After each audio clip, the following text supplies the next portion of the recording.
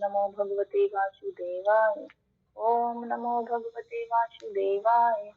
ओम अज्ञानतिमिरान्धस्य ज्ञानाञ्जनशलाकया चक्षुरुन्मिलितं येन तस्मै श्रीगुरवे नमः। श्रीचैतन्यमनोभीष्टं स्थापितं येन भूतले स्वयं रूपं कदा मह्यं ददाति स्वपदान्तिकं। वन्देऽहं श्रीगुरो श्रीयुक्तपदकमलं श्रीगुरुं वैष्णवांश्च श्रीरूपं साग्रजातं त्रैगं रघुनाथान्वितं देवं सावधूतं परिजनसहितं कृष्ण चैतन्य देवं श्री राधा कृष्ण पादां सगणा विशाखान्वितांश्च। हे कृष्ण करुणा सिंधु दीनबंधु जगत्पते गोपेश गोपिका कांता राधा कांता नमस्ते। भक्त कांचन गौरांगी राधे वृंदावनेश्वरी वृषभानुसुते देवी प्रणमामि हरिप्रिये। वाञ्छाकल्पतरुभ्यश्च कृपा सिन्धु भवेत् पतितानां पावनेभ्यो वैष्णवेभ्यो नमो नमः। जय श्री कृष्ण चैतन्य प्रभु नित्यानंद श्री अद्वैत गदाधर श्रीवासादि गौर भक्तवृंद। हरे कृष्णा कृष्णा कृष्णा हरे हरे, हरे राम राम राम हरे हरे। नमो विष्णुपादाय कृष्ण प्रेष्ठाय भूतले श्रीमते भक्ति वेदांत स्वामी नामिने। नमस्ते सरस्वते देवे गौरवाणी प्रचारिणे निर्विशेष शून्यवादी पाश्चात्य देशतारिणे।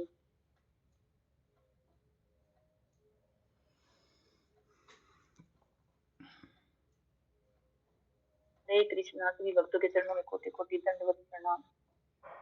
प्रभु जी कल मैंने देखा था तो सब कुछ सिर के ऊपर से दिनों की पढ़ाई की सुनने लगे तो आप समझा देना मुझे, ठीक है कुछ ज्यादा।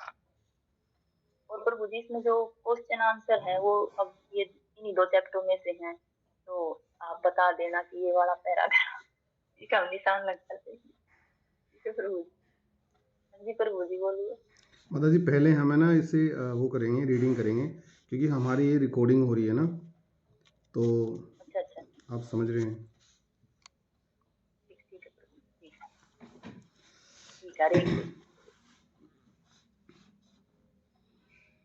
अध्याय 2 आपकी मौलिक चेतना कृष्ण भावनामृत की। तो इसमें जो प्रभुपाद है ये बता रहे हैं उसको, कुमारी निक्सन को, कि सभ्य मनुष्य दूध से विविध पौष्टिक भोजन के निर्माण की कला जानते हैं। उदाहरण के लिए पश्चिमी वर्जीनिया अमेरिका में स्थित हमारे नव वृंदावन कृषि क्षेत्र में हम दूध के सैकड़ों प्रकार के अत्यंत स्वादिष्ट व्यंजन तैयार करते हैं। जब कभी दर्शनार्थी आते हैं तो वे आश्चर्यचकित रह जाते हैं कि दूध से इतने सुस्वादु व्यंजन भी बनाए जा सकते हैं। गाय का रक्त पौष्टिक होता है परंतु सभ्य मनुष्य उसका प्रयोग दूध के रूप में करते हैं। दूध गाय का रूपांतरित किया गया रक्त ही है।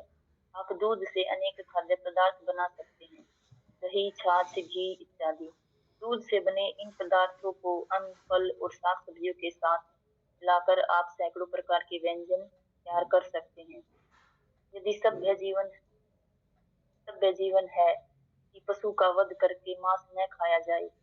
बेचारी गाय केवल घास खाती है जो भगवान ने उसे दी है और वह आपको दूध देती है जिससे आप अपना जीवन निर्वाह कर सकते हैं। क्या आप सोचते हैं कि गाय का गला काटना और उनका मांस खाना सभ्य कार्य है?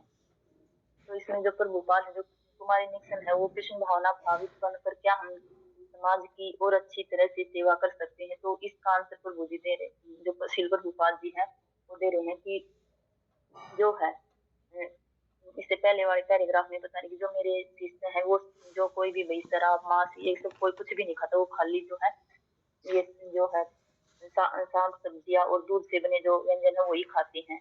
और ये जो सब मानव जीवन का लक्षण है और वो सब वही करते हैं। और इसमें भी यही बता रहे हैं कि प्रभुपाद की जो सभ्य मनुष्य है वो जो है जो दूध से भी जो दूध से है जो अनेक प्रकार के व्यंजन बनाने की जो कला है वो जो सभ्य मनुष्य वही जानता है। जो ये अन्य जो मांस मछली खाती है तो सिर्फ उन्हीं का उनको ज्यादा बनाने में रहता है, लेकिन जो ये सब नहीं खाता तो वो क्या है वो उन्हीं को जो है, जैसे दूध है, दूध से हम कितने प्रकार के मिठाई, दूध, दही, घी और फिर अमीन से जैसे दूध से अनेक प्रकार की मिठाई बनाते हैं और जैसे खीर, सेवइयां, इससे हम अनेक प्रकार के जो व्यंजन है वो हम दूध से बना सकते हैं। फिर दही से भी अनेक प्रकार के बना सकते हैं। तो इसमें यही पर भूपाद हमें समझाने के लिए बता रही जो एक सभ्य मनुष्य उसको ये मांस और ये खाने की कोई जरूरत नहीं है। इतने प्रकार की जो है साग सब्जियां हैं और जो गाय का दूध है उससे हम इतने प्रकार के व्यंजन बना सकते हैं। तो अब इसमें प्रभुपाद जो नव वृंदावन है तो उसका उदाहरण देकर समझा रहे हैं कि जो उसमें है वहां पर जो है हमारे जो भक्त हैं इसको के वही रहते हैं और वही सब कुछ अपने जो सिर्फ अलग से उन्होंने बना के रखा है अपनी खेती करते हैं और जो गाय पाल के रखती उन्हीं से वो है सब कुछ गाय के जो दूध से जो है अनेक प्रकार के व्यंजन बनाते हैं। वो अपनी खेती भी खुद ही करते हैं सब कुछ अपने आप उगाते हैं सब्जियां सब प्रकार और उन्हीं से वो है जो भगवान की सेवा करते हैं भोग लगाते हैं और फिर जो भी वहां पर जाते हैं भक्त जाते हैं तो उनको जो है उनको भी वो वही प्रसाद देते हैं और वो इतने आश्चर्य हो जाते हैं कि कोई दूध से भी मतलब इतनी प्रकार की मिठाई बना सकता है और इतनी स्वादिष्ट मिठाई। तो जो दूध है वो गाय का रक्त जो गाय का रक्त है पौष्टिक होता है। तो जो गाय का रक्त है वो पौष्टिक होता है तो इसमें ये बताया कि जैसे गाय का दूध है तो जो दूध है सब गाय के दूध जैसे छोटा बच्चा होता है तो उसको भी हम पिला सकते हैं तो उसको भी वो जल्दी से हजम हो जाता है और जो अन्य भैंस का जो दूध है उसको हम पिलाते तो वो भी। गाय का दूध ऐसा होता है कि वो सभी के लिए है वो आसानी से हजम हो जाता है और गाय जो है पौष्टिक तो जो गाय का दूध है वो पौष्टिक भी होता है उसमें जो है मनुष्य दूध के रूप में। लेकिन जो गाय का दूध है वो एक उसका रक्त के समान क्योंकि गाय जो घास खाती है उससे ही जो दूध बनता है उसी से जैसे बनता है तो दोनों जो उसके हम जैसे दूध पीते हैं तो उसी का है जैसे जैसे उसका रक्त होता है उसमें जो चीज होती है वही सब दूध में होती है। तो इतना पौष्टिक होता है कि जो ये अन्य मांस खाते हैं कि गाय का मांस इसलिए खाते हैं कि ज्यादा पौष्टिक होता है लेकिन उसी का जो रूपांतरित रूप है। हरे कृष्णा प्रभु जी मैं देखा हरे कृष्णा प्रभु जी जी प्रभु जी बोलिए आपने। माता जी आप शायद है ना कुछ वो गलत बोल गए जहाँ तक मेरे को लग रहा है। आपने बोला कि गाय का रक्त ना बड़ा पौष्टिक होता है। इसमें लिखा है प्रभु जी मैंने तो नहीं किसी में लिखा है देखो आप। कहाँ लिखा माता जी? ये प्रभु जी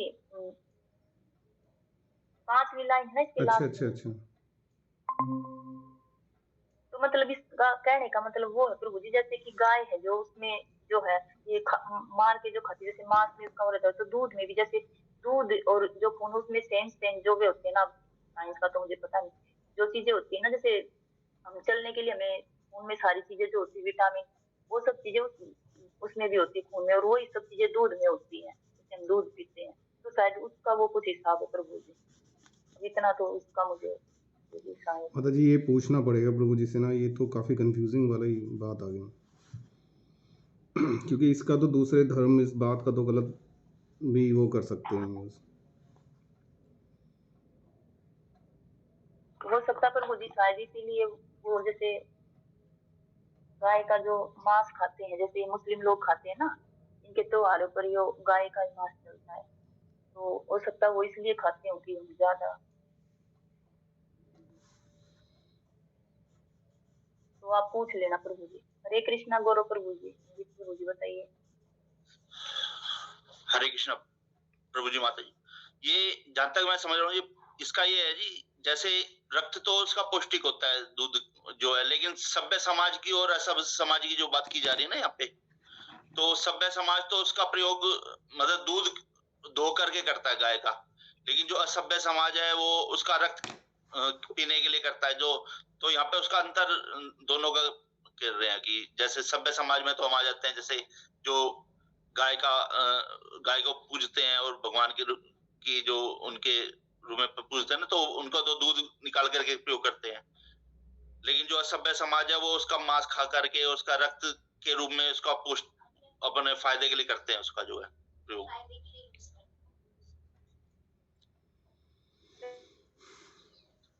तो प्रभु जी जैसे गाय का तो जैसे गोबर होती है दवाइयों में यूज होता है और जो हमारी वो आते हैं ना पंचक उसमें भी वो जैसे घी दूध दही तो उसको इसलिए शायद बोला होगा क्योंकि गाय की तो सारी चीजें ही पौष्टिक होती हैं और उनका उपयोग वो शुद्ध भी होती है जैसे पंचक में है ना वो लेते हैं ना पंचक। गाय का रक्त पौष्टिक होता है परंतु सभ्य मनुष्य है उसका प्रयोग दूध के रूप में करते हैं जो सभ्य मनुष्य है वो दूध के रूप में प्रयोग करते हैं उसका लेकिन वो उसको मतलब रक्त के रूप में उसका वो नहीं करते कि प्रयोग जैसे उसको है तो गाय की हर एक चीज पौष्टिक है लेकिन जो सभ्य समाज है, जो भक्त हैं, वो उसका प्रयोग दूध को धो करके करते हैं, दूध का प्रयोग करते हैं, मतलब उसका। ठीक है प्रभु जी। तो मतलब यहाँ पर ये बताया गया कि सभ्य और असभ्य में अंतर, एक हत्या करके यूज करता है और एक उसकी सेवा करके यूज करता है। हाँ जी।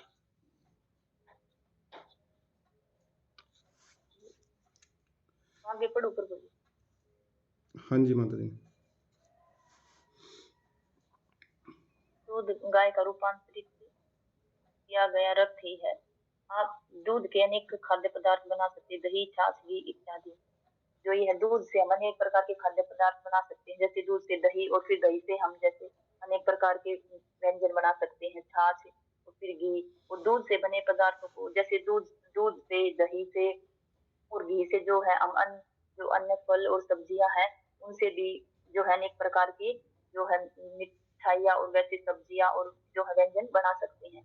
ये सब है, ये सभ्य जीवन है। जो जो सभ्य है, जो मनुष्य सभ्य है, वो सब जो है इन सब चीजों का, जो गाय के दूध है उससे बने हुए पदार्थों का प्रयोग करके और इन सब्जियों और फलों का प्रयोग करके वो जो है अनेक प्रकार के जो है भोजन बना सकता है। और यही सभ्य जीवन है। तो जो इसमें ये बताया कि जो सभ्य जीवन है उसमें जो मनुष्य वो सब फल, सब्जियों और दूध का प्रयोग करके वो बनाता है। किंतु सभ्य जीवन है कि पशु का वध करके मांस न खाया जाए। जो है, जो अन्य है, जो असभ्य व्यक्ति है, जो है भौतिक समाज, वो सब है, वो है पशु का वध करके जो वो मांस खाते हैं, तो वो जो है मांस में ही उनके जो, जैसे हम दूध से बना के खाते हैं और वो सब जो है उनको मांस खाने में ही ज्यादा वो होता है कि उनके मांस में ज्यादा पौष्टिक ताकतवर होता है, तो उनको उसको खा के यूज करते हैं। जो सभ्य व्यक्ति है वो जो है उस भगवान, जो गाय है उसके दूध का प्रयोग करके और वो सभी चीजें जो है वो सब गाय के दूध से जो पौष्टिक होता है वो सभी पौष्टिक तत्व दूध से जो है प्राप्त करते हैं। और जो असभ्य है वो जो उनका गाय का या और जो पशु उनका वध करते हैं और उनके मांस खाते हैं। बेचारी गाय केवल घास खाती है जो भगवान ने उसे दी है, और वह आपको दूध देती है जिससे आपका जीवन निर्वाह कर सके। तो गाय खाली जो घास खाती है, और वो घास भी जो है वो भगवान ने ही जैसे पैदा की है, तो वो सिर्फ घास खाती है। और जो हमें जीवन के लिए, हमारे जीवन निर्वाह के लिए कि हम अपने जीवन को चला सके, दूध में देती है। क्या आप सोचते हैं कि गाय का गला काटना, उनका मांस खाना सभ्य कार्य है? तो इसमें बता रहे कि ये सभ्य कार्य है कि सभ्य जो मांस, गाय का मांस खाते हैं, वो काटते हैं, तो ये सभ्य कार्य नहीं है। उसके दूध का प्रयोग कर, जो उसके दूध, गाय के दूध का प्रयोग करके जो अन्य व्यंजन भोजन बनाते हैं, तो वो सभ्य है। और जो मांस खाते हैं वो असभ्य कार्य है। तो जो है इसमें प्रभुपाद यही बता रहे हैं कि हमें जो है ये मांस नहीं खाना चाहिए। और गाय का जैसे वध करके जो मांस खाते हैं, उसके बदले में हम जब गाय का दूध निकाल के उस दूध से अनेक प्रकार के व्यंजन बनाते हैं, तो वो ज्यादा अच्छा है। तो उसके लिए मारने के बाद तो फिर दोबारा उसको किसी भी चीज का हम यूज भी नहीं करते। लेकिन गाय का जब हम दूध लेते हैं तो वो तो कितने सालों तक हम उसका, गाय का दूध निकाल सकते हैं, उससे अनेक प्रकार के व्यंजन बना सकते हैं। लेकिन एक बार उसको मार के जब हम खा जाते हैं, तो उसके बाद तो फिर दूसरी गाय को ही मारना पड़ता है। हरे कृष्णा प्रभु जी, आप समझा दीजिए प्रभु जी। हरे कृष्णा माता जी। जैसे गौरव प्रभु जी ने बताया ना रक्त, और प्रभुपाद जी बोल रहे हैं कि रक्त इनका पौष्टिक होता है। तो आप जब बता रहे थे तो मेरे को दिमाग में आया है कि रक्त पौष्टिक होने का मतलब ये है कि रक्त के अंदर जीवाणुओं से या रोग से लड़ने की क्षमता अधिक होती है। तो ऐसे कई अभी केसेस देखे हैं, मतलब इंसानों में भी, कि किसी को मान लो डेंगू हो गया, तो आजकल एक नई टेक्नोलॉजी आ रही है, एक नया ट्रीटमेंट आ रहा है, उसमें क्या होता है, प्लाज्मा थेरेपी बोलते हैं उसको। उसमें क्या होता है, एक स्वस्थ व्यक्ति का रक्त लिया जाता है और ये देखा जाता है कि वो कितना स्ट्रोंग है, और फिर जिसको वो रोग ग्रसित है उसका रक्त निकाल के उसमें रक्त उसका डाला जाता है, तो वो रक्त इंजेक्ट किया जाता है। और क्यों? क्योंकि हमारे रक्त के अंदर दो तरह की कोशिकाएं होती हैं, एक लाल और एक सफ़ेद। जो सफ़ेद कोशिकाएं होती हैं वो बीमारियों से लड़ने में बहुत ज़्यादा हेल्प करती हैं। तो ठीक इसी प्रकार से प्रभुपाद जी यही बता रहे हैं कि गाय का रक्त होता तो पौष्टिक है, लेकिन उसका इस्तेमाल एक तो हम उसके रक्त निकालेंगे तो ऑब्वियसली हम किसी दूसरी का गाय का रक्त तो उसमें चढ़ाएंगे नहीं, जो भी उनको मारते हैं तो वो सीधा उनको काट देते हैं। और अगर काटेंगे, रक्त ही निकालने के लिए काटेंगे तो हल्का सा काटेंगे, जैसे कोई अपनी हम देखते हैं कि आजकल की जो जरासी बात अपनी नस को काट लेते हैं, तो वो धीरे धीरे मरते हैं क्योंकि खून निकलता चला जाता है, खून रुकता नहीं है नस कटने के बाद में, उसका फ्लो तेज रहता है। तो इसी तरीके से वो भी तड़प तड़प के मरना ही हो गया, तो वो गाय अपना देह त्यागती है इस तरीके से। और बड़ी ही विचित्र बात है कि इंसान, हम गाय का दूध लेते हैं और गाय क्या लेती है, सिर्फ घास। ठीक है, अगर उनको दूध की आवश्यकता और उनके आगे घास रख दी जाए कि आप भी लोग घास खाओ, गाय ने भी घास खाई थी और दूध दिया था, तो वो किसी भी हालत में उनके पेट में दर्द हो जाएगा और हो सकता है कि उनको ऑपरेशन तक हो जाए। लेकिन गाय के अंदर एक ऐसी मशीनरी लगी हुई है कि वो घास खाती है जो कि पैरों में आती है और इतना जीवनदायिनी दूध देती है। यहाँ तक कि जब मैंने देखा है कि देसी गाय होती है, वहाँ जब माँ का दूध नहीं आता है तो देसी गाय का दूध बच्चे को पोषित करता है, ये डॉक्टर बोलते हैं। तो गाय इसलिए माता के रूप में स्वरूप दिया गया उनका। तो यहीं पर ये बताया गया है, प्रभुपाद जी बता रहे हैं कि सभ्य जीवन वही है जहाँ पशु का वध ना किया जाए।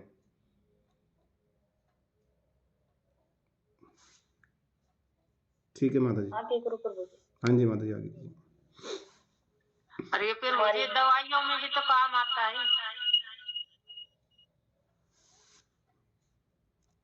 हाँ जी माता जी, बोलिए राकेश दूध माता माता जी। जी। हाँ, फिर मुझे दवाई घी, ये बीमारियों में दवाइयों में भी काम आता है। गाय का महंगा बिकता है ये। घी भी दिया जाता है माता जी, घी भी, गाय का घी आप कितना खा लोगे तो मोटापा नहीं चढ़ता। हाँ जी, हाँ जी। तो और दिमाग के लिए भी ये अच्छा रहता है दूध गाय का। भैंस का दूध तो ठस करता है दिमाग को, गाय का दूध में अच्छे कीटाणु होते हैं, तेज रहता है उसका दिमाग। सचे पते फिर वो देख ले, गाय का ही दूध पीते हैं, उनका दिमाग कितना तेज है। क्या भैंस का दूध पिया तो भैंस जैसा दिमाग हो जाएगा। नहीं, इस पे मेरे को एक कथा याद आ रही है माता जी, अगर आप लोगों की अनुमति है तो सुनाता हूँ मैं। माता जी, एक ब्राह्मण थे, उनके पति नहीं थे, तो उनका एक लड़का था। तो उनका लड़का पढ़ने में काफ़ी होशियार था, तो वो एक पुस्तक लिख रहा था। वो जो पुस्तक लिखता तो जैसे ख़त्म होने को आता तो उसमें नए विचार आ जाते हैं, तो वो उस पुस्तक को बंद करके फिर दोबारा से लिखने लगता उस विचार को ऐड करके। तो ऐसे करते करते जहाँ पर 15 दिन में पुस्तक लिखी जानी थी लिख लेता था वो, उसको कई महीने हो गए। वो बड़ी परेशान हो गई कि ऐसे ही एक ही पुस्तक लिखता रहेगा तो आगे कैसे बढ़ेगा। तो ऐसे वो सोच ही रही थी, तो वहाँ एक महाराज हैं, उन्होंने उनको सेवा की, उनको बिठाया और उनसे अपनी समस्या बताई। तो महाराज ने उनके घर को देखा और बोला कि ये क्या करता है, क्या खाता पीता है। तो उसमें गाय का दूध भी सम्मिलित था। तो उन्होंने बोला कि अभी है ना, अगले 15 दिन तक इसका ना गाय का दूध आप बंद कर दो, भैंस का दूध इसको दो, तो इसकी पुस्तक पूरी हो जाएगी। तो उन्होंने ऐसे ही किया, दूध नहीं दिया और वाकई में उनकी जो पुस्तक थी वो कंप्लीट हो गई, क्योंकि गाय के दूध में दिमाग में लॉजिकल थिंकिंग बहुत पैदा कर देता है। अगर कोई प्रॉब्लम आए उसका कैसा समाधान किया जाए, वो गाय के दूध में ऐसी दिमाग के लिए चीज़ें होती हैं जो उसको खोलती हैं। तो इसलिए वो पूरा नहीं कर पा रहा था, जो भी कुछ आता उसमें नए विचार आ जाते। लेकिन भैंस के दूध में क्या हुआ, उसकी जो उतनी लॉजिकल सोचने की पावर है ना, वो वहीं पर ही रुक गई। फिर उसने सोचा कि हाँ यही अंत है, मैं पुस्तक को लिख देता हूँ। तो ये कभी मैंने बचपन में अपनी मम्मी से ये कहानी सुनी थी। तो ये वाकई में ऐसा है कि जो गाय का दूध रेगुलर बेसिस पे यूज़ करते हैं उनके दिमाग में लॉजिकल थिंकिंग बढ़ती है। हरे कृष्णा माता जी। हरे कृष्ण प्रभु जी। कुमारी निक्सन जी, नहीं, मैं आपसे 100% सहमत हूँ, परंतु मुझे एक विषय को जानने की उत्सुकता, अत्यंत उत्सुकता है। क्या वेद प्रतीकात्मक रूप के साथ भी अक्षरशः भी स्वीकार किए जा सकते हैं? जो इसमें है, कुमारी निक्सन है, वो पूछ रही है कि मैं आपकी बात से जो आपने बताया कि गाय का दूध पौष्टिक होता है और उसे अनेक प्रकार व्यंजन बनाते, इससे मैं सहमत हूँ। लेकिन जो मुझे जो है एक और दूसरा विषय उसमें जानने की उत्सुकता है क्या वेद प्रतीकात्मक रूप के साथ भी अक्षरशः भी स्वीकार किए जाते हैं?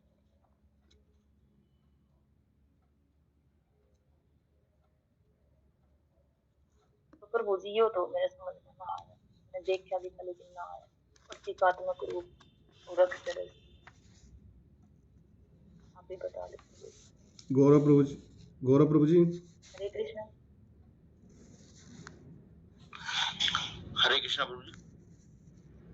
जी नहीं, मैं आपसे 100% सहमत हूँ, परंतु मुझे एक विषय को जानने की अत्यंत उत्सुकता है। क्या वेद प्रतीकात्मक रूप से के साथ ही साथ अक्षरशः भी स्वीकार किए जा सकते हैं? ये कुमारी निक्सन कह रही है कि मैं आपसे 100% सहमत हूँ, लेकिन मेरे मन में एक उत्सुकता है जानने की कि जो वेद हैं उनको मैं एज इट इज स्वीकार कर सकती हूँ। जो वेदों में लिखा हुआ है जो बातें, उसको मैं बिल्कुल एज इट इज स्वीकार कर सकती हूँ क्या? तो आगे पता चलेगा ये क्या कह रहे हैं, मतलब फिर जो है ना, जो वेदों में बातें हैं क्या उसको बिल्कुल एज इट इज ही स्वीकार कर लेना चाहिए, या जो उसमें कुछ हमें अलग भी कुछ उसमें बात होती है समझने की? इन पंक्तियों से तो यही नहीं, मैंने वो देखा था तो वो ऐसा ही था प्रभु जी की अक्षरशः का मतलब यही था कि जो अनुकरण करना और जो प्रतीकात्मक था उसका तो ऐसे था जैसे मैथ में करते हैं ना, एक्स इक्वल बराबर जो है y या ए बी, ऐसा कुछ था उसमें, मेरे समझ में फिर ना आया। क्या आप बता दो आप हर कैसे प्रभु जी। प्रभु जी, लेकिन इसमें जो प्रभुपाद जी दे रहे हैं ना आंसर, वो तो अलग ही है। जी नहीं, वेदों को यथारूप ही ग्रहण करना आवश्यक है, प्रतीक के रूप में नहीं। तो प्रभु जी इसका तो फिर प्रश्न जो माता जी कर रही हैं वो तो अलग ही है ना। क्या वेद प्रतीकात्मक रूप के साथ अक्षरः भी स्वीकार किए जा सकते हैं? ये तो हिंदी में एक्सपर्ट ही कोई बता सकता है प्रभु जी। प्रतीकात्मक रूप से जहां मतलब जो हम जैसे हमारी सोच जाती है जिस तरफ, जैसे इशारा किया जाता है कि उसके बारे में बताया जा रहा है, तो हमें वही समझ लेना चाहिए या कुछ और अपनी तरफ से भी उसमें ऐड कर देना चाहिए? ये शायद इसका ये अर्थ है प्रभु जी।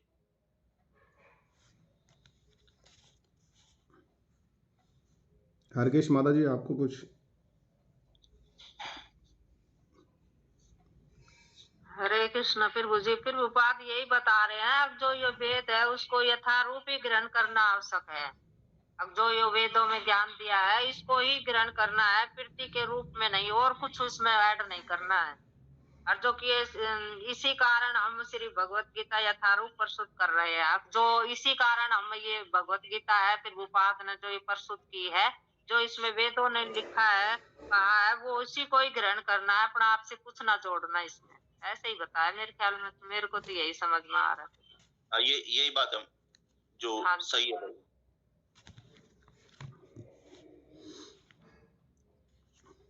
इसलिए कहा जाता है कि जैसे वेदों की हमें जो बात है ना वो ही माननी चाहिए, जो हमें अपनी तरफ से मनगढ़ंत बातें नहीं करनी चाहिए। जैसे श्रीमद् भागवत गीता में औरों ने जैसे टीकाएं की हैं, तो हमें वो नहीं पढ़ करके जो यथारूप है, जो भगवान ने एज इट इज कहा है, उसको ही हमें स्वीकार करना चाहिए।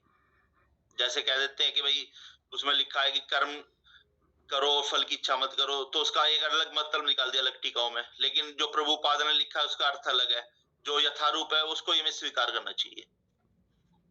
ये नहीं कि हमें कहीं और का अपनी मनगढ़ंत बातें या कोई कहीं और का सोच अपनी बना करके लिख दे या पढ़ ले उसको समझ ले, ऐसा नहीं होना चाहिए। हाँ, वही बताया फिर प्रभुपाद, वही बता रहे हो ना, श्रीमद् भगवत गीता यथारूप प्रस्तुत कर रहे हैं। अब ये कर रहे हैं जो इसका माई जो वेदों में जो वर्णित हुआ है उनको ही ग्रहण करना है, अपना आप से कुछ ना जोड़ना है, इसलिए ही बताया गया है ये। लेकिन प्रभु जी जब जैसे जो महात्मा बुद्ध हैं, बुद्ध थे, तो उन्होंने भी तो वेदों जैसे शास्त्रों को वेदों को उन्होंने किया कि उनका अंतर मतलब, क्योंकि उसमें जो है वो बलि का था ना कि बलि देकर फिर वो मांस का ग्रहण करते, तो इसलिए उन्होंने बोला कि जो शास्त्र है ये सब झूठे, इन पर विश्वास मत करो तुम। तो उन्होंने बंद करवा दिया था छात्रों का अध्ययन मत करो। उस समय की उससे फिर परिस्थिति।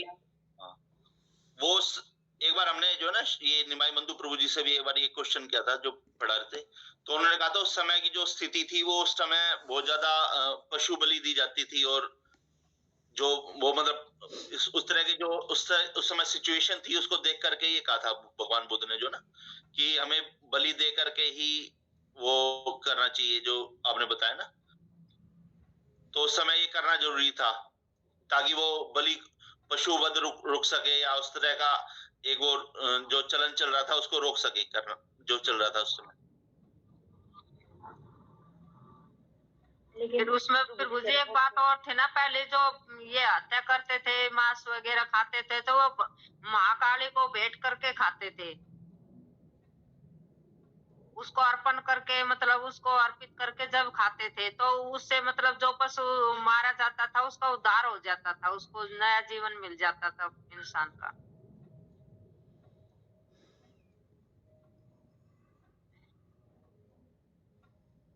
प्रभु जी आप फिर कुछ बताना चाहिए इसमें? नहीं, आप लोग सही वो कर रहे हैं। मैं ये जानना चाह रहा हूँ कि माता जी पूछ क्या रही हैं, सीमा माता जी। नहीं प्रभु जी, मैं तो यही पूछ रही थी कि जैसे ये है इसमें लिखा है स्वीकार किया जाना चाहिए, कि जैसे हम उसको जैसे इसमें लिखा कि हमें वेदों को ऐसे कैसा ग्रहण करना चाहिए, लेकिन ऊपर तो फिर प्रभुपाद ने तो लिख दिया ना कि उसके प्रतीक के रूप में स्वीकार नहीं करना उसको जो है। तो प्रतीक का मतलब क्या है प्रभु जी, मुझे ये समझ नहीं आ रहा। तो मैं प्रतीक का मतलब है मैं माता जी रेफरेंस, मतलब कि वहाँ ये लिखा है, जैसे प्रभुपाद जी गीता का रेफरेंस देते हैं, गीता में से ये श्लोक लिखा गया है, तो इस टाइप से। क्योंकि हम अगर देखेंगे ना, बहुत से समुदाय में जो धर्मगुरु बने हुए हैं उन्होंने यहाँ तक कि अपनी गीता लिखी हुई है। यू कांट इवन इमेजिन कि उस गीता में भगवान श्री कृष्ण के बारे में एक शब्द तक नहीं है।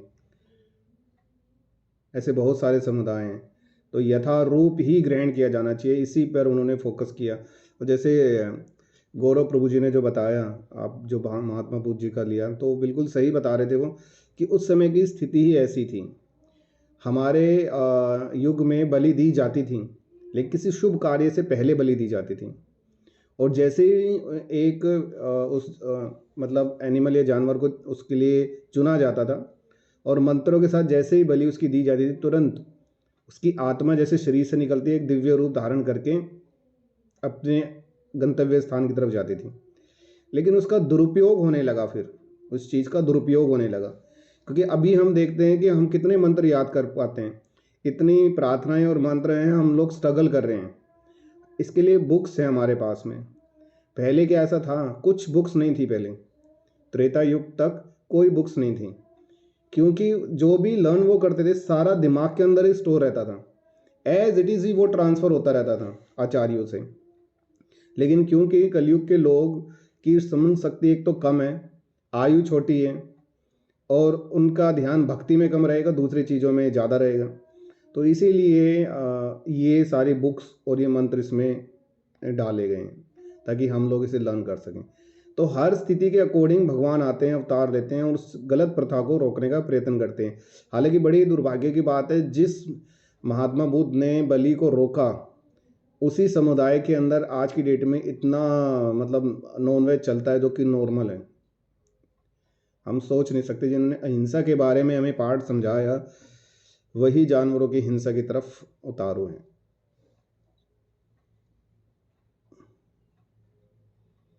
ठीक है, आगे करो फिर प्रभु प्रभुपाद जी। नहीं, वेदों को यथारूप ही ग्रहण करना चाहिए प्रतीक के रूप में, इस कारण हम भगवत गीता यथारूप प्रस्तुत कर रहे हैं। तो इसमें प्रभुपाद बता रहे कि जो वेदों को यथारूप ग्रहण करना, जैसे कि वेदों में लिखा उसको उसी के अनुसार ग्रहण करना चाहिए, प्रतीक के रूप में नहीं। इस कारण हम श्रीमद् भगवत गीता, जो प्रभुपाद ने भगवत गीता यथारूप प्रस्तुत की है, तो प्रभुपाद ने जैसे कि भगवान ने बोली थी वैसे की वैसे ही प्रभुपाद ने उसका जो भगवान जो कहना चाह रही थी वो सब ही प्रभुपाद ने उसमें लिखा है। और जो अन्य भगवत गीता है जो अपनी टीका लिखते हैं, वो जैसे कोई कर्म के ऊपर लिख देता है कि कर्म ही कर्म करना चाहिए, बाकी कुछ नहीं। तो वो सब नहीं है। प्रभुपाद की जो है वो सिर्फ जो है भगवान ने जैसा कहा था वैसा ही प्रभुपाद ने लिखा है, तो ऐसी ही जो उसी भगवत गीता को प्रस्तुत कर रहे हैं, तो हमें वो ये सब पढ़नी चाहिए। तुम्हारी नेक्स्ट, क्या आप पश्चिम में प्राचीन भारतीय जाति व्यवस्था को पुनः स्थापित करने का प्रयत्न कर रहे हैं? गीता में जो जाति व्यवस्था का वर्णन आता है, तो कुमारी निक्सन है वो दूसरा सवाल पूछ रही है कि क्या जो ये है पश्चिम देशों की जहाँ पर प्रभुपाद गए हैं अमेरिका में, कि आप यहाँ पर जो है जो भारत में प्राचीन जाति व्यवस्था थी उसको यहाँ पर स्थापित करने का प्रयत्न कर रहे हैं, जैसा कि भगवत गीता में जो जाति व्यवस्था का वर्णन किया, जो जाति के बारे में भगवत गीता में वर्णन किया गया है, तो आप वो जो है हमारे यहाँ पर इसी को स्थापित करने का प्रयत्न कर रहे हैं। तो आगे प्रभुपाद बता रहे, श्री प्रभुपाद जरा बताइए तो सही कि भगवत गीता में जाति व्यवस्था का कहाँ वर्णन आया है? श्री कृष्ण कहते हैं, चातुर्वर्ण्यम मया सृष्टम गुण कर्म विभाग सह, मैंने मनुष्य के गुण और कर्म के अनुसार 4 वर्णों की सृष्टि की है। भगवत गीता 4.13। उदाहरण के लिए आप यह तो समझ सकती हैं कि समाज में अभियंता, इंजीनियर और चिकित्सक, डॉक्टर दोनों ही हैं। क्या आप कहना चाहती हैं कि वे विभिन्न जातियों के हैं, अर्थात कुछ लोग यंत्रियों की जाति के हैं और कुछ पितरों की? जी नहीं।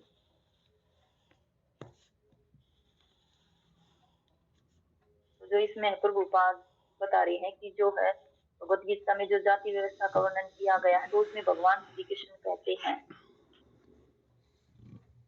कि जो है जो जातियों का विभाग किया गया है वो उनके कर्मों के अनुसार किया गया, जो जैसा कार्य करता है तो उसी के अनुसार है उसको उस जाति में रखा गया है। जैसे जो ब्राह्मण, क्षत्रिय, वैश्य और शूद्र, जो ब्राह्मण है तो उनका कार्य है जो है शास्त्रों का अध्ययन करना और उनका ही पाठ करना और उन्हीं को जो है जैसे पढ़ाना और वो करना, और क्षत्रिय उनका काम है रक्षा करना।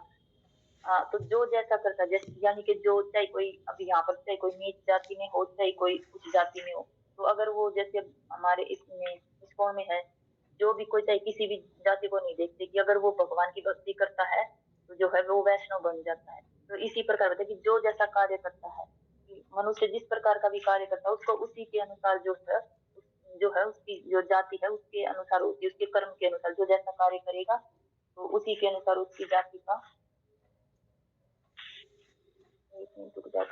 भगवत गीता का श्लोक निकाल,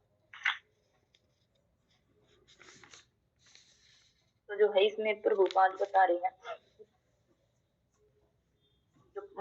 कि प्रकृति के तीनों गुणों और उनसे संबंध कर्म के अनुसार मेरे द्वारा मानव समाज के 4 विभाग रचे गए हैं, कि जो प्रकृति के गुण है उनके अनुसार जो भी कोई है, जो मनुष्य जैसा कार्य किया करता है तो उसके अनुसार पर जो है ये 4 जो है विभाग वो किए गए हैं। यदि मैं इस व्यवस्था का सृष्टा हूँ किंतु तुम यह जान लो कि मैं इसमें पर भी अव्यक्त करता हूँ। तो इसमें भगवान कह रहे हैं, यदि मैं सृष्टा हूँ किंतु यह जान लो कि इस पर मेरा अव्यक्त अकर्ता हूँ। भगवान प्रत्येक वस्तु के सृष्टा हैं। तो इसमें यही बता रहे प्रभुपाद की जो है जो जैसा कार्य करता है, जैसे सबसे पहले आता बुद्धिमान मनुष्य का वर्ग आता है, जो सतुगुणी होने के कारण ब्राह्मण कहलाते हैं। और जो है ब्राह्मणों का कार्य है कि वो जो है जो शास्त्रों का अध्ययन करे और जो है भगवान की पूजा अर्चना करता है, वो ब्राह्मण में। दूसरा वर्ग है जो होता है प्रशासक वर्ग या क्षत्रिय, जो होता है वो उनमें रजोगुण के कारण होता है।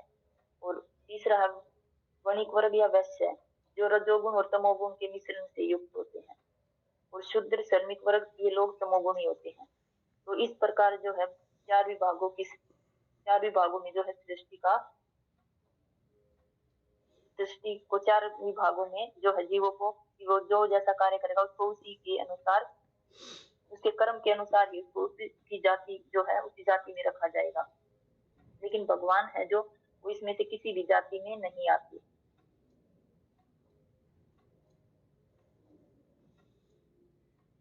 तो इसमें प्रभुपाद यही बता रहे कि जो ये भगवत गीता का श्लोक है कि इसमें जो है जो 4 वर्ण है तो उन्हीं के बारे में बताया कि जो जैसा कार्य करता है उसी के अनुसार उसको जो है उसी जाति में रखा जाता है। उदाहरण के लिए समझ कि जैसे कि अब कोई समाज में भी इंसान, कोई इंजीनियर है या कोई डॉक्टर है, तो वो दोनों अलग अलग हैं, लेकिन उनका जो है कुछ यांत्रिक जातियों के हैं तो कुछ चिकित्सक, तो इसमें कुछ चिकित्सक हैं और कुछ जो है यांत्रिक, तो विभिन्न जातियों के हैं, तो ये अलग अलग जातियों के हैं, कुछ चिकित्सक के हैं तो कुछ।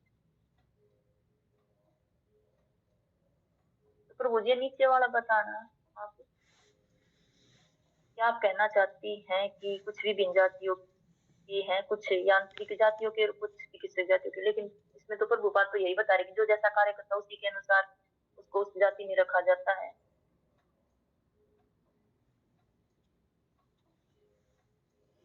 हरे कृष्ण माता जी। वो जैसे कुमारी निखिलसन ने क्वेश्चन किया तो प्रभुपाद जी ने उनके क्वेश्चन को पूरा होने से पहले ही काट दिया। वो इतने ज़्यादा मतलब इस बात को सुन के शायद खुश नहीं हुए होंगे कि उन्होंने जो क्वेश्चन किया कि गीता तो जाति की व्यवस्था का वर्णन कर रही है, यानी कि हमारे व्यवस्था के ऊपर वो क्वेश्चन मार्क लगा रही है। जैसे उस समय ब्लैक और वाइट में काफ़ी था, मतलब श्वेत गोरे लोग और काले लोगों के बीच में एक जातिपन था उस समय बहुत ज़्यादा। तो ये क्वेश्चन उसी से रिलेटेड था, तो प्रभुपाद जी ने तुरंत उनके क्वेश्चन को काट करके अब इसका वर्णन किया और उन्होंने बताया कि एक इंजीनियर है और एक चिकित्सक है, क्या इनकी जातियाँ अलग अलग हैं? इनके कार्य अलग अलग हैं, जाति अलग नहीं है। ठीक इसी तरीके से भगवान ने भी उनके कार्यों के अनुसार ही 4 वर्णों में उनको उपाधियां दी। तो कोई शूद्र का हो गया तो वो नीच जाति का नहीं हुआ, वो सभी कृष्ण भक्त थे, लेकिन उनके कार्य, उनकी जो रिस्पॉन्सिबिलिटी थी वो अलग अलग थी बस। जैसे आजकल हम देखते हैं कि लोग बाग अपनी गाड़ी के पीछे ब्राह्मण या कुछ ऐसे कुछ लगा करके चलते हैं, लेकिन उनकी जो हरकतें होती हैं वो बिल्कुल शूद्र जैसी होती हैं। तो एक्चुअली में वो नहीं है ब्राह्मण वो, लेकिन एक जो शूद्र जाति में पैदा हुआ है और लेकिन उसके जो गुण है वो वैष्णवों से मिलते हैं। भगवान श्री कृष्ण की भक्ति करते हैं, वो प्रसाद ग्रहण करते हैं, चैंटिंग करते हैं, तो वो उन ब्राह्मणों से भी कहीं ऊंचे हैं। उन्होंने ब्राह्मणों को भी पीछे छोड़ दिया। अभी महाराज आए थे तो महाराज ने क्या बताया हमारे को, बहुत सारी सूक्ष्म चीजें बताई। उसमें से एक था कि वैष्णवों का सबसे बड़ा गहना क्या होता है? सरलता। और सरलता ऐसी नहीं कि हाँ ये बहुत ज़्यादा सरल है भाई, देखने में तो दुनिया के सामने सरल है, लेकिन सरल है मगर बीड़ी पीता है। बहुत शांत है भाई व्यक्ति, लेकिन बीड़ी पी लेता है। बहुत शांत है लेकिन बहुत सरल है, सबकी बात मान जाता है, लेकिन हुक्का पी लेता है। भाई बहुत ही ज़्यादा डिसिप्लिन है, कभी किसी को परेशान नहीं करता, अपने एक पैक लगाता है, लेकिन किसी से कुछ नहीं बोलता, चुपचाप बैठ जाता, बड़ा ही शांत है, सज्जन है, बहुत ही सिंपल है। ये सिंपल की डेफिनेशन नहीं है। सिंपल की डेफिनेशन भक्ति को ऐड करके ही शुरू होती है। और हमेशा ये सोचना कि मुझे कुछ नहीं आता, और सबसे अच्छी बात क्या है सिंपलिसिटी की, उसमें सुनने की शक्ति ज़्यादा होनी चाहिए। महाराज ने ये बताया, तो वहाँ पर यही बता रहे हैं प्रभुपाद जी कि वर्ण नहीं है और उदाहरण के रूप में बताया। हरे कृष्ण माता जी। ठीक है। यदि मनुष्य ने चिकित्सा महाविद्यालय मेडिकल कॉलेज में स्वयं को योग्य बनाया है तो आप उसे चिकित्सक के रूप में स्वीकार करती हैं, और यदि किसी अन्य व्यक्ति के पास अभियंत्र इंजीनियर में उपाधि डिग्री है तो आप उसे अभियंता मान लेती हैं। उसी प्रकार भगवद गीता समाज के 4 वर्गों की परिभाषा देती है। एक श्रेणी अर्थात वर्ण अत्यधिक बुद्धिमान मनुष्य का, एक श्रेणी प्रशासकों की, एक वर्ण व्यापारी लोगों का, और एक श्रेणी साधारण कार्य करने वालों की। ये श्रेणियां स्वाभाविक हैं। उदाहरण के लिए एक वर्ण में मनुष्य बहुत बुद्धिमान है, परंतु श्रीमद् भगवद गीता में वर्णन की गई प्रथम श्रेणी मनुष्य की योग्यता वास्तव में प्राप्त करने के लिए उन बुद्धिमान व्यक्तियों को प्रशिक्षण देने की आवश्यकता है।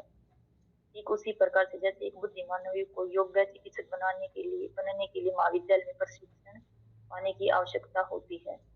अतः हम कृष्ण भावनामृत आंदोलन में बुद्धिमान मनुष्य को यह प्रशिक्षण दे रहे हैं कि वे अपने मन को किस प्रकार नियंत्रण करे और अपनी इंद्रियों पर कैसे संयम रखे, सत्यनिष्ठ कैसे बने, भीतर और बाहर से किस प्रकार स्वच्छ बने, यथार्थ ज्ञान किस प्रकार प्राप्त करे, उस ज्ञान का व्यवहारिक जीवन में कैसे प्रयोग करें और अंततः भगवत भावना भावित कैसे बने। इन सभी नवयुवक को उपस्थित शिष्यों की ओर संकेत करते हुए कि बुद्धि प्रथम श्रेणी की है। हम इनको ऐसा प्रशिक्षण दे रहे हैं जिससे कि उनकी बुद्धि का समुचित उपयोग हो। तो इसमें जो है प्रभुपाद यही बताने की कोशिश कर रहे हैं कि जो मतलब जो एक मनुष्य है, जो मेडिकल कॉलेज में जो है एडमिशन लेता, तो इसलिए था कि वो अच्छे से जो है डॉक्टर बन सके, और जो है वो इंजीनियर है वो उसको उपाधि मिलती है। तो लेकिन उसी प्रकार जो भगवत गीता है, तो जो उसमें भगवत गीता में जो 4 वर्णों की परिभाषा दी गई है कि जो जैसा कार्य करता, मनुष्य की अपनी बुद्धि के अनुसार जो कार्य करता है उसको उसी में रखा जाता है। तो इसमें प्रभुपाद ये बता रहे जैसे जो हमारी कृष्ण भावनामृत आंदोलन, उसने यही पूछा था ना कि आप इस जो हमारी जाति का वो कर रहे हो, अब जो प्राचीन जाति है उसकी व्यवस्था को पुनः स्थापित कर रहे हैं। तो इसमें प्रभुपाद कह रहे कि नहीं, हम तो जो है कृष्ण भावनामृत आंदोलन है इसमें हम ऐसा कुछ नहीं करें, लेकिन जो बुद्धिमान युवक है हम उसको प्रशिक्षण के लिए, जैसे हम पढ़ने के लिए भी, जैसे हम अगर कोई डॉक्टर बनना चाहता है तो मेडिकल कॉलेज में एडमिशन लेता है, भाई वो इंजीनियर, हमारा ये है कृष्ण भावनामृत आंदोलन। इसमें जो बुद्धिमान मनुष्य है उनको हम जो है उनकी बुद्धि, अपने जो शिष्य हैं उनकी ओर संकेत करके बता रहे कि जो मेरे ये शिष्य हैं ये है जो बुद्धि की प्रथम श्रेणी है, यानी कि जो ये बुद्धिमान है, तो हम इनको यहाँ पर जो है उनकी बुद्धि का जो उसको भगवान की भक्ति में लगाने, जैसे कि जो बुद्धिमान वर्ग उनका कार्य शास्त्रों का अध्ययन करना और भगवान की सेवा करना, तो हम जो ये बुद्धिमान है इनका जो है अपनी कृष्ण भावना में आंदोलन में जोड़कर उनको जो है ऐसा प्रशिक्षण दे रहे कि वो अपनी जो बुद्धि है उसका समुचित उपयोग कर सके। कि जो उनकी बुद्धि है उसमें जो हमारा जो है कृष्ण भावना में आंदोलन, इसमें सिर्फ हम यही है कि हम जो एक जो इसमें वही आते हैं जो बुद्धिमान होते हैं, और उन बुद्धिमानों को हम अपने इसमें ऐसा प्रशिक्षण देते हैं कि जैसे कोई सुबह कितनी जल्दी जो ब्रह्मचार्य है तो वो है इतनी जल्दी उठते हैं सुबह, और जैसे हम सुबह जल्दी उठते हैं, मंगला आरती करते हैं, तो उनको ऐसा प्रशिक्षण देते हैं कि जो है वो अपने जीवन को भगवान की भक्ति करके और उनका जो है अपनी बुद्धि का अच्छे से उपयोग करते हैं। जैसे हमारा क्या कर्तव्य है, हमारा कर्तव्य है कि हम भगवान की सेवा करें, शास्त्रों का अध्ययन करें। तो इसमें प्रभुपाद जो है वही बताना चाह रहे हैं कि जो है जो जाति वर्ण है इनका जो है, जो जाति वो ऐसे नहीं, जो उनके कार्यों के अनुसार ही जो है जातियां हैं जो बनाई, उनको उसमें रखा गया है। और जो है हम जो यहाँ पर जो कृष्ण भावनामृत आंदोलन का जो हमने शुरू किया है, तो जाति का जो है जाति को जातिवाद का जो हम ये नहीं कर रहे, हम तो जो है जो एक बहुत ज्यादा बुद्धिमान से वो हमारे इसमें कृष्ण भावनामृत आंदोलन में आ रहे हैं, तो हम उनकी बुद्धि का उसको सही उसमें लगा रहे हैं कि जो उनको अच्छे से शास्त्रों का अध्ययन और भगवान की सेवा करने का प्रशिक्षण दे रहे हैं। जैसे अन्य कॉलेज है तो उनकी तरह हमारा भी जो ये है एक वैसी हमारी संस्था है। हरे कृष्णा प्रभु जी, कोई भक्त कुछ और ऐड कर दो। गौरव प्रभु जी 2 मिनट प्रभु जी। हरे जैसे ये पिछले श्लोक में हम बात कर रहे थे ना, जैसे अलग अलग टीकाओं के हिसाब से अपनी अपनी मनगढ़ंत बातें कर लेते हैं, तो यहाँ पे जो निक्सन है ये उनके मन में यही आया कि जैसे उन्होंने किसी और के तात्पर्य पढ़ा होगा या गीता पढ़ी है, तो उन्होंने ये निकाल लिया कि भाई ये जातिवाद फैलाती है गीता। तो प्रभुपाद जी ने उसका यही अर्थ समझाया कि जो जातिवाद नहीं है वो कार्यों के अनुसार, जो कर्मों के अनुसार बांटे गए हैं वर्ण जो है ना, जैसे क्षत्रिय, वैश्य, शूद्र और ब्राह्मण, इनको सबको उनके कार्यों के अनुसार विभाजित किया गया है। जैसे कि रशिया में एक बार इस पे बैन लगा दिया था गीता के ऊपर कि ये एक आतंकवादी ग्रंथ है, ये लड़ाई करना सिखाती है, लड़ना सिखाती है। तो अपने अपने मन के अनुसार अपनी अपनी जो मनगढ़ंत बातें हैं उसको निकाल लेते हैं जो पढ़ने वाले हैं। लेकिन यदि कोई तात्पर्य प्रभुपाद जी द्वारा लिखा हुआ पढ़े और उसको समझे ध्यान से, तो उसके मन की जो सारी शंकाएं हैं, जो इस तरह की बातें हैं, वो उसके मन में उठेंगी नहीं, और वो उसका जो सही अर्थ है जो समझाना चाह रहे हैं प्रभुपाद जी, वही समझ में आएगा। तो यहाँ पे प्रभुपाद जी ने अलग अलग वर्णों के अलग अलग जो कर्मों के अनुसार उसको विभाजित किया हुआ बताया गया है कि कर्मों के अनुसार है ये सब, जो जाति नहीं है यहाँ पे, कोई भी जाति से कोई ब्राह्मण है, शूद्र है या वैश्य है, ऐसा कुछ नहीं है, कर्मों के अनुसार बताया गया है। हरे कृष्णा प्रभु जी।